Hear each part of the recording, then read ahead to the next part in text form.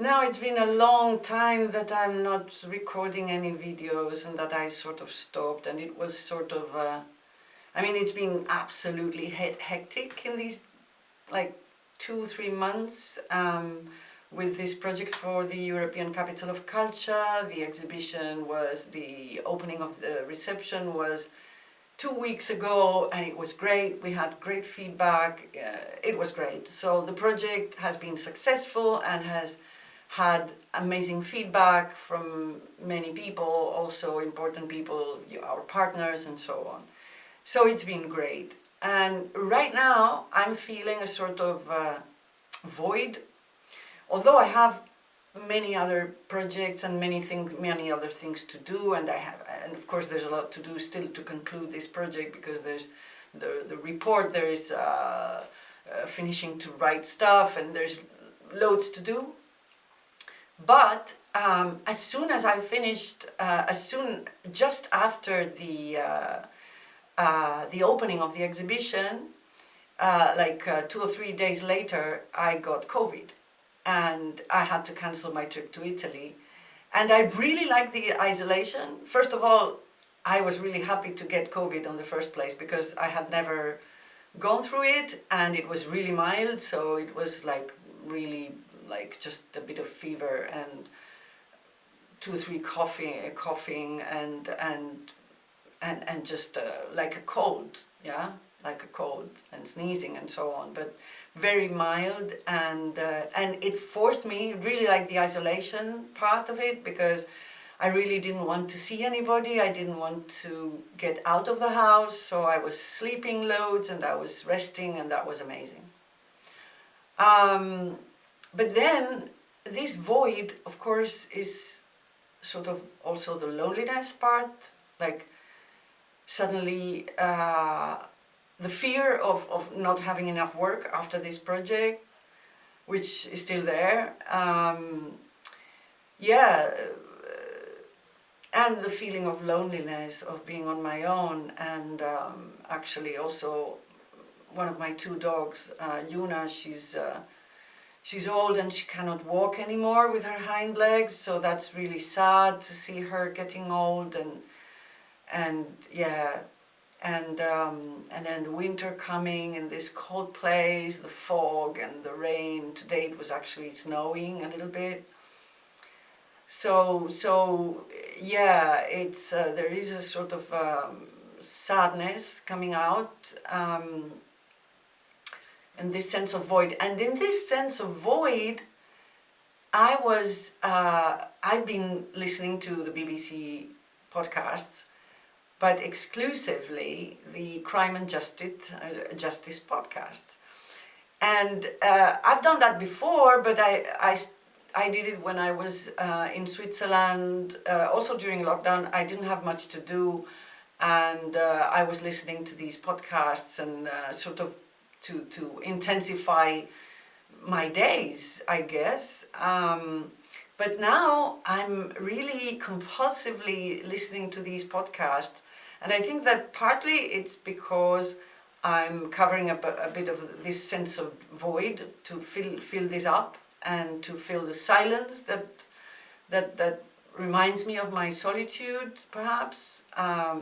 But it's not only that, because I've been always interested in extreme things, and of knowing sort of the horror, the worst part of the human being. First of all, because I could have ended up in prison in my teenage years. As a drug addict and a prostitute and a thief, and I was trafficking as well. So, and I didn't. So in a way, knowing more or getting closer, and then I work in prison, so I'm really attracted to the marginalized and why people commit crime, and what's the psychology behind this, and all the thoughts around these themes, and also the stories, extreme stories, And sometimes I wonder, well, why do I do this, apart from trying to fill the void? The intensity, of course, I've always been wanting intensity, and that's why I work in prison in the first place. or with people in extreme circumstances. But I do believe that in a way, as citizens of the world, we are far more united than we think. And since there is a lot of people, a great, probably majority of people in the world suffering, extremely suffering, and from hunger, from, right now in Pakistan, the floods, and people who have nothing, and with the war in Ukraine, people in Ukraine, and the mothers and fathers and parents in Seoul of the teenagers who died so horrifyingly. I do believe that in a way we who are living in a sort of normal life, with a roof over our heads and with food and with heating and light and everything we need, and we have a car, and so, we cannot avoid suffering. And since this is the society of avoidance of that suffering, like people do, whatever they can to avoid suffering, which is, it can be, we can understand that, but I do believe that we should be,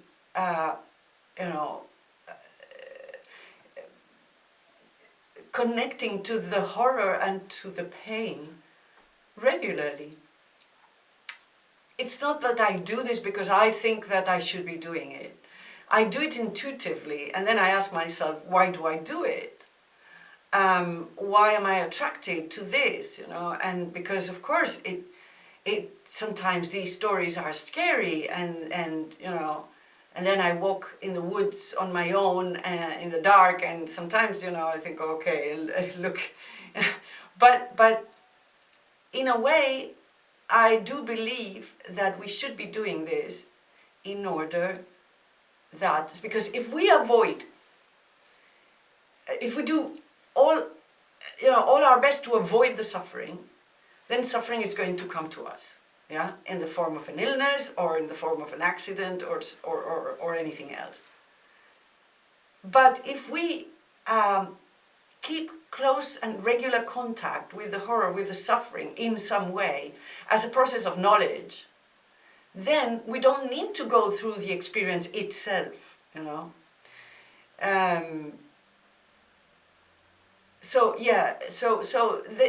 I think that I have explained really why I do this, and I like this explanation because it has to do with what I do.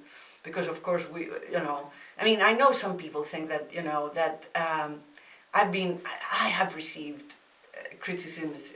Once somebody who said, too much focus on the negative, and to me, anger, sadness, the horror, it's not only negative, it's not negative. I don't know why we use positive and negative emotions. We shouldn't be using those terms, because all the emotions and everything is useful.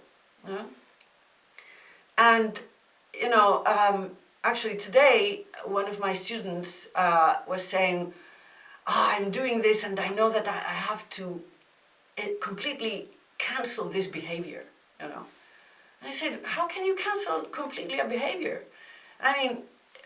The only thing that you can aim for is to pass on to something else, But first of all, in order to pass on to something else, you have to understand why you are doing this. What's the use of this behavior?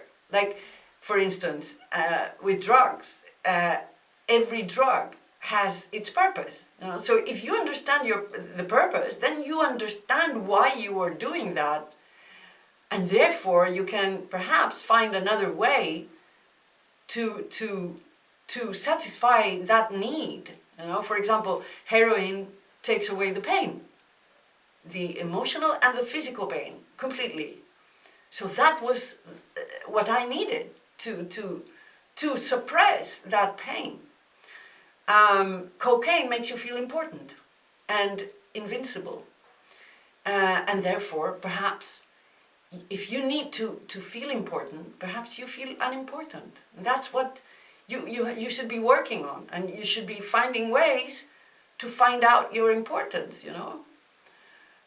Ecstasy, for example, it's when, you know, it makes you feel one with others, you know. So, I mean, I can't imagine that I could have taken ecstasy in my teenage years if it existed back then, because I felt completely cut off from society and from others, you know. I couldn't relate to others. I felt completely that I didn't belong.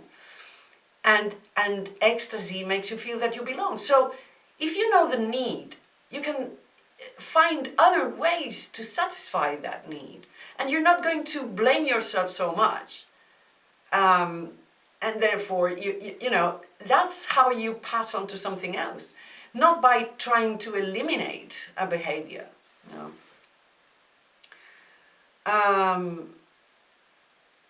Yeah.